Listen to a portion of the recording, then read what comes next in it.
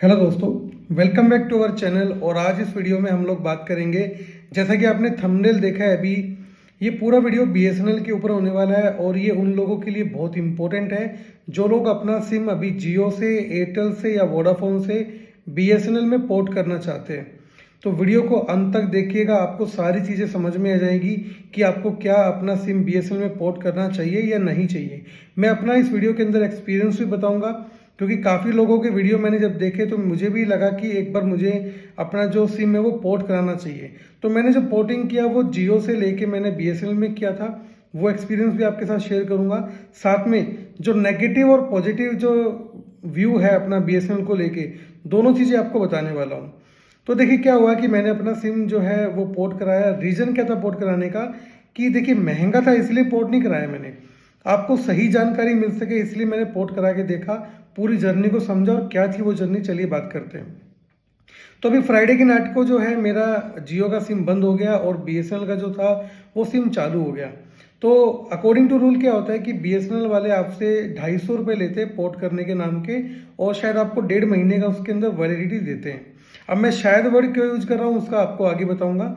तो जैसे नेटवर्क आया मैंने वेट किया कि वो सामने से वो लोग रिचार्ज कर देंगे। तो मैंने काफ़ी वेट किया और शाम को मैं करीब 4:30 बजे बीएसएनएल के ऑफिस में गया। अब आप पूछोगे कि मैं कहाँ रहता हूँ, तो मैं राजस्थान के अंदर रहता हूँ, अलवर के पास। तो मैं अपने बीएसएनएल के ऑफिस में गए, मैंने बोला भैया सिम के अंदर नेटवर्क आ गया है, अब इसके अंदर जो एफआरसी होता है, एफआरसी का मतलब होता है फर्स्ट रिचार्ज, तो अब वो आप कर दीजिए। तो वो बता रहे मेरे को कुछ टेक्निकल इशू आ रहा है तो नहीं हो पाएगा। मैंने वेट किया, काफ़ी देर तक नहीं चली सिम, और नंबर जो था वो मेरा पर्सनल नंबर था, तो मैं ज़्यादा वेट नहीं कर सकता था, इसलिए मैंने क्या किया, मैंने खुद से रिचार्ज किया उसके ऊपर, जबकि बीएसएनएल वालों ने उसके ऊपर कोई भी एक्शन नहीं लिया। अब मेरी सिम हो गई चालू। सिम चालू होने के बाद मैंने ट्राई किया तो वहाँ पे जो नेटवर्क आ रहा था वो 2G नेटवर्क आ रहा था। मैंने सोचा कि हो सकता है लोकेशन का फ़र्क हो, तो मैं वहाँ से 15 किलोमीटर और दूर जाके देखा मैंने, तो वहाँ पे भी सेम इशू था मेरे साथ। बट जब मैंने क्या किया, दूसरी सिम को चेक किया जो कि ऑलरेडी बीएसएनएल का था, वो हरियाणा का नंबर था, उसके अंदर 4G नेटवर्क आ रहा था। अब फिर मैंने फिर से बीएसएनएल ऑफिस के अंदर कॉल किया, उनके नंबर मैं ले आया था। तो मैंने कॉल किया, मैंने उस भैया से रिक्वेस्ट की कि भैया मेरा अभी तक चालू नहीं हुआ है, आप चालू कर दीजिए। तो वो बस बहानेबाजी बनाने लग गए। और अगर मैं आपको एक हाल बताऊं बीएसएनएल ऑफिस का, तो देखो मुझे नहीं बोलना चाहिए, मेरा पर्सनल एक्सपीरियंस है, ऐसे बैठे जैसे सुस्त मुर्गे नहीं होते हैं, जिनको मतलब कोई मतलब ही नहीं है कि वो कहीं काम कर रहे हैं कि नहीं कर रहे हैं, और शायद इसी वजह से बीएसएनएल पीछे है। तो वहाँ से मेरे को कोई रिस्पॉन्स नहीं मिला, आपके पैसे वापस ले जाओ या अगला रिचार्ज आपका हम कर देंगे, इस तरह की वो लोग बातें बनाने लग गए। जब मैंने उनको बोला कि देखो जो चीज़ें आप मेरे साथ कर रहे हो मैं उसका वीडियो बनाऊंगा, तो वो बोले कि आप है ना रिचार्ज के पैसे वापस ले लो। मैंने बोला पैसे की बात नहीं है, बात है तुम्हारी सर्विस की। तो ये चीज़ें को शॉर्ट आउट करने के लिए मैंने फिर उसके बाद अभी थोड़ी देर पहले 1503 के ऊपर कॉल किया बीएसएनएल के अंदर। तो वहाँ पे जब मेरी कस्टमर केयर से बात हुई तो वहाँ पे कोई महिला आई थी, तो उनको मैंने प्रॉब्लम बताई सारी कि मेरे फ़ोन में भी 2G नेटवर्क आ रहा है। तो देखिए मजाक की बात क्या थी, मेरे को हंसी आई उसके रिप्लाई पे। तो वो कहती है सर 2G यूज कर लीजिए, क्या दिक्कत है। मैंने बोला 2G के लिए थोड़ी ना सिम ली है, आज तो 5G चल रहा है, 6G आने वाला है, ठीक है, अभी तुम मेरे को यूज करने के लिए बोलो 2G। फिर उसने लाइन को होल्ड पे कराया, करीब करीब 2-3 मिनट लाइन होल्ड पे रही। उसके बाद वो कहती है कि टेक्निकल इशू तो नहीं है, मैं यहाँ से आपकी कंप्लेन बना देती हूँ, कंप्लेन के बाद आपका सोल्यूशन हो जाएगा। तो बस मेरा एक छोटा सा क्वेश्चन था उनसे कि कंप्लेन का सोल्यूशन कब तक हो जाएगा, but she doesn't have any right answer, उसके पास कोई जवाब नहीं था। तो मैंने बोला 1 साल के अंदर अगर हो जाएगा तो मैं सेटिस्फाई हूँ। उसके बाद वो बोली सर आपका प्रॉब्लम आज ही सोल्व कर देंगे, ये कर देंगे, वो कर देंगे। उसने मेरी कोई कंप्लेन नहीं लिखी और इवन उसने फ़ोन को डिस्कनेक्ट कर दिया। कहने का मतलब क्या है, अगर आप किसी का वीडियो देख के मोटिवेट होके अपने सिम को पोर्ट कर रहे हो, या फिर इसलिए कर रहे हो कि भाई रिचार्ज महंगा है, यहाँ पे 150 रुपये में 200 रुपये में आपका जो प्लान है वो 1 महीने का हो जाता है, बाकी सिम के अंदर बात करें तो 250-300 रुपये भी देने पड़ते हैं। अगर आप पैसे को देख के बीएसएनएल में आ रहे हो तो ठीक है, बट ध्यान रखिएगा वहाँ पर आपको ना तो नेटवर्क की सर्विस मिलेगी, ठीक है, अच्छी, ना आप अपना इंटरनेट यूज कर पाएंगे।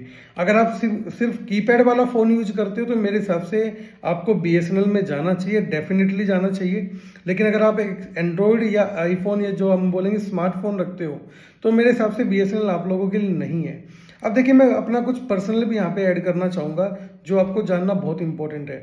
देखिए मेरे मन में हमेशा एक क्वेश्चन आता है बीएसएनएल को लेकर, ऐसा नहीं है कि भाई मैं इसके खिलाफ हूँ, हमेशा एक क्वेश्चन आता है कि जितना मुझे याद है सबसे पहले जो 3G सर्विसेज थी वो शायद हरियाणा में लॉन्च की थी BSNL ने, क्योंकि उस टाइम मैं स्टडी टाइम में था, मेरे को इतना ही ध्यान आ रहा है कि BSNL 3G फ़ोन लेके आया था।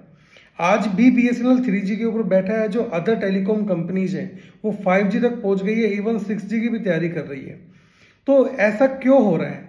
कहीं ना कहीं जानबूझ के उन कंपनियों को आगे जाने दिया जा रहा है, या मैं कहूँ कि जो एम्प्लॉय जो काम करते हैं BSNL के अंदर वो बिल्कुल सुस्त हो चुके हैं, उनको काम से कोई मतलब ही नहीं है। अगर मैं अपने कस्टमर केयर की बात करूँ, जो एक्सपीरियंस रहा, मैं उसको 10 में से 0 नंबर दूंगा, क्योंकि उसने मुझे कोई असिस्ट ही नहीं किया। ठीक है, अगर मैं बात करूँ BSNL ऑफिस जाने की, तो वहाँ पे भी मुझे कोई सेटिस्फैक्ट्री आंसर नहीं मिला। नेटवर्क प्रॉब्लम है, सर्वर प्रॉब्लम है, ये दिक्कत है, वो दिक्कत है। इवन उसके पास कोई नंबर का अपडेट तक नहीं था कि कोई नंबर चालू हो चुका है या बंद हो चुका है। और जो मुझे पूरा उस आधे घंटे के अंदर ड्यूरेशन में मेरे को फील हुआ ना, वो ये फील हुआ कि ये लोग आपस में खेल रहे हैं। उन्होंने एक ऐसा बंदा ज्वाइन करा रखा था ऑफिस के अंदर जिसके वो लोग मजे ले रहे थे, टाइम पास कर रहे थे। तो मुझे कुछ वहाँ पे टाइम पास सा ज़्यादा नज़र आया, ठीक है, इवन काम के। तो मैं बिल्कुल भी सेटिस्फाई, देखो मैं तो नहीं हूँ बिल्कुल भी। हाँ, अब एक गलती मेरे से बहुत बड़ी हो गई, जो मैं आपको बताता हूँ। मैंने अपना 3 महीने के लिए नंबर जो है BSNL को सौंप दिया है, जो कि शायद मेरी सबसे बड़ी गलती है, क्योंकि मेरे जो सारे कॉल्स वगैरह उसी नंबर पे आते हैं, मेरा पर्सनल नंबर है। तो मुझे लग रहा है कि मुझे एक सिम अब और परचेज करना पड़ेगा, जिससे कि मैं जो है नेटवर्क चला सकूँ, यानी कि इंटरनेट चला सकूँ।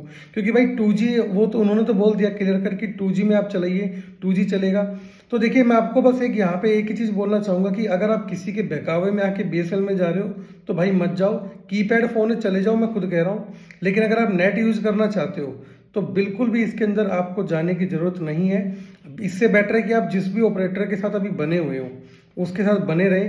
ठीक है, आपसे 100-150 रुपये एक्स्ट्रा ले रहा है, लेकिन कल को आप जब UPI की लाइन में लगोगे, ठीक है, कभी आप परचेजिंग करने जाओगे, आप किसी का फ़ोन पे करोगे, गूगल पे करोगे, कुछ भी करोगे, तो वहाँ पे आपका नेटवर्क आने वाला नहीं है बिल्कुल भी, और इवन आपको वहाँ पे कोई बेनिफिट नहीं मिलेगा।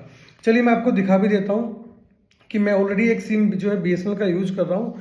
तो अभी उसके अंदर जो 4G चालू है, ठीक है, उस सिम के अंदर अभी 4G चल रहा है, लेकिन जिस फ़ोन से मैं बना रहा हूँ ना, उसके अंदर कुछ भी नहीं चल रहा। देखिए, ये फ़ोन है, इसके अंदर 4G चालू है, कंप्लीट चल रहा है 4G। लेकिन अगर मैं अपनी सिम की बात करूँ तो यहाँ पे नहीं निकलता। ये राजस्थान का सिम है जो मैंने पोर्ट कराया, और जो मैं चला रहा हूँ वो हरियाणा का सिम है। तो आप ये चीज़ देखो कि सेम नेटवर्क में होने के बावजूद एक सिम के अंदर 2G चल रहा है, एक के अंदर 4G चल रहा है। जब कस्टमर केयर से बात की जाती है तो कोई रिस्पॉन्स नहीं मिलता। इवन आज मैंने मॉर्निंग में आज भी BSNL ऑफिस में कॉल किया था, कोई फ़ायदा नहीं है। मुझे याद आ रही है कि जब मैं पढ़ाई करता था ना, उस टाइम की मुझे याद आ गई कि कोई भी चीज़ आपको एक्टिवेट करनी हो तो आप मैसेज कीजिए, है ना। 2G में अगर आपको गाना डाउनलोड करना है तो आप 15 मिनट का वेट कीजिए, आधे घंटे का वेट कीजिए। यानी कि अगर बात करें तो मुझे लग रहा है कि BSNL अभी 10-12 साल पीछे चल रहा है। हो सकता है, देखो आने वाले टाइम के अंदर हो सकता है 1-1.5 साल के अंदर ये चीज़ें हो जाएं। अब एक न्यूज़ भी आ रही है BSNL को लेके कि वो अपनी 5G की टेस्टिंग कर रहा है। बट देखिए, मेरा जो मानना है ना, मेरा जो पर्सनल ऑब्जर्वेशन वो ये है कि 2-3 साल तो 5G आने से रहा, क्योंकि 3G नहीं ढंग से चल रहा, 4G आएगा, फिर 5G आएगा। तो डेफिनेटली बिल्कुल भी सेटिस्फैक्ट्री सर्विस नहीं है BSNL की। और अगर कोई BSNL का एम्प्लॉय ये वीडियो देख रहा हो तो आप मुझे कमेंट सेक्शन में ज़रूर बताएं। आपको मैं पूरा प्रूफ दे दूंगा मेरी पूरी जर्नी का, हर एक चीज़। इवन आप मेरे पास अगर कॉल रिकॉर्डिंग भी हुआ तो मैं वो कॉल रिकॉर्डिंग आपको प्रोवाइड कर दूंगा। और डेफिनेट सी बात है कि आप भी नंबर के ऊपर कॉल रिकॉर्डिंग करते होंगे तो आपको भी वो सारी चीज़ें देखने को मिल जाएंगी। बाकी जितने भी BSNL लवर हैं, मुझे पता है कि वो कुछ ना कुछ नेगेटिव कमेंट करने वाले हैं कमेंट सेक्शन के अंदर। तो मैं आपको ये भी बता दूं कि एक बार पूरा ढंग से चेक कीजिए कि आपके साथ ये चीज़ें हो रही है नहीं हो रही। और किसी के भी वीडियो को देख के जो है किसी भी अपनी सिम को पोर्ट वोट ना कराए, सही डिसीजन लेंगे तो आपको सही रहेगा। तो ये मेरा एक छोटा सा एक्सपीरियंस था। अगर आप चाहते हो कि मैं इन्हीं चीज़ों को लेके वीडियो बनाऊं जिसमें आपको मोबाइल्स के बारे में नॉलेज मिले, गैजेट्स के बारे में नॉलेज मिले, या हम मोटा मोटा बात करें कि इलेक्ट्रॉनिक्स के बारे में आपको नॉलेज मिले, या टेलीकॉम कंपनीज के बारे में नॉलेज मिले, या स्टॉक मार्केट के बारे में मिले, तो मुझे आप कमेंट सेक्शन में बता सकते हैं। दोस्तों, आज के वीडियो में इतना ही। मिलेंगे आपसे अगले वीडियो में। Thank you so much for watching this video. Have a great day.